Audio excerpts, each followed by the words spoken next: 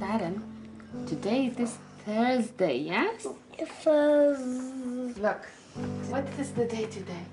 It is Thursday. It means Darren is going in school bus. Treehouse started in 1997 when a small group of parents got together because they were dissatisfied with what was on offer. We started actually in a room in a library in Swiss Cottage, which obviously wasn't terribly appropriate for the kids and wasn't going to last for very long, but everything grew from there. When Darren started at Treehouse in September, we started to see positive changes. He started to really get, getting happier because he can express himself. And happy Darren, happy us. Great, give me high five. You can have the post office or the drum. He is enjoying life because he knows that when the need will be, he can communicate and people will be there to help. Okay, we're going to finish with the post office in 3, 2, and 1. Thank you. Ambitions About Autism is the new name for the charity Treehouse, and its strategy is to reach and provide for still more young people with autism. My life growing up with autism was very difficult and a nightmare, really. I was, as my mum will probably tell you, hell on 2 legs. The fact that we didn't have a label for his behaviour isolated me totally, because people would look at him, judge him purely and simply on his bad behaviour, and they would think that I was a bad mother. And the place that I felt the loneliest was at the school gates. I was treated differently by teachers who didn't understand my behaviour and why I was doing these things and wasn't able to communicate or make eye contact, for example, and was just on my own little planet. And the other kids, obviously, children are cruel and didn't understand me, and because I was odd, I was victimised for that. I first met Luke at a fundraiser, and I almost immediately could spot extraordinary potential in him, an amazing grasp of physical and scientific things, and an extraordinary understanding of his own condition and mastery of it. And I thought, here is somebody, who, with some support, could really flourish in society. He's got a huge amount to give. Because my main problem would be my autism, because that was obviously a social disability, and I realised I had autism myself because I accidentally watched a programme on it when I was 10.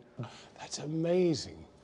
But you seem to have a very good understanding of it all. Luke and I are passionate about sharing our story to get help for other families, so that other families do not have to go through the hell that we've been through, because Luke is autistic, because he has a disability, because it's invisible, because people don't understand it, and because they choose not to. And the one thing that families like ours need more than anything else is understanding and compassion instead of judgment. So when you're trying your hardest to conform to society standards and society's knocking you back, it's heartbreaking, and that's why I think society needs to be more educated about what autism is. But in fact, a noisy, difficult child in a supermarket is still a noisy, difficult child in a supermarket, and your first reaction might be, that parent has no control of that child. And I think it would be fantastic if people's first thought was, I wonder what's going on there, and is there any way that parent needs help, and not to judge, because I think lots of autistic parents feel judged in lots of different social situations. When you find out that your child has autism, you kind of go through the loss, It's a loss. For so many families, it's actually the breaking point, because many families get divorced. So can you imagine, it's like saving a family? I think early diagnosis is absolutely vital. Had we known that he was autistic and had he had the correct help, I'm sure that he wouldn't have been expelled from school at age 15 and have been through that awful time where he tried to kill himself because he just thought that he was no good at anything.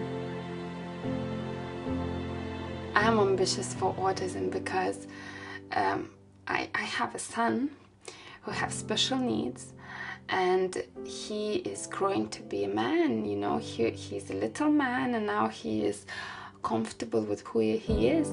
At the moment in the UK, 1 in 100 children are being diagnosed as autistic, and it's going to be something that affects all of us, I think, sooner or later, whether you have an autistic child or not. Our children are brilliant. They're really amazing children. They show you a completely different life to the one that you thought you were going to have. I wouldn't swap Luke for the world. Ambitious About Autism is ambitious to raise awareness, ambitious to provide more services, and ambitious to change policy.